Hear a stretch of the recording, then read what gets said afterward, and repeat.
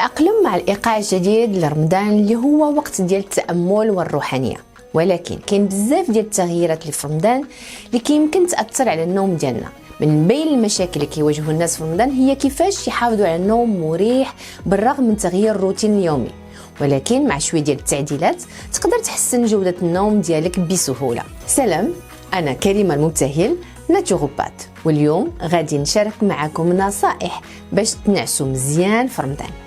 اولا ديروا روتين نوم منتظم، لان إلا حتى لا تبدلات اوقات النعاس حاول تنعس وتفيق في نفس الوقت كل يوم، حيث الجسم ديالك كيتاقلم مزيان مع الايقاع الجديد.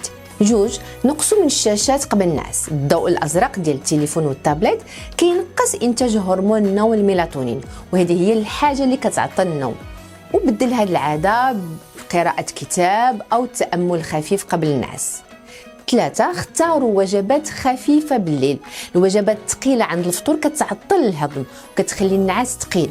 حاول تاكلوا ماكلة خفيفة وغنية بالألياف والبروتين باش تحافظ على نوم عميق.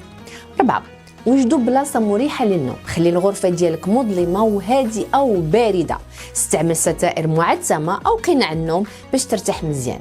النوم الجيد هو السر باش تستافد مزيان في رمضان وتبقى نشيط.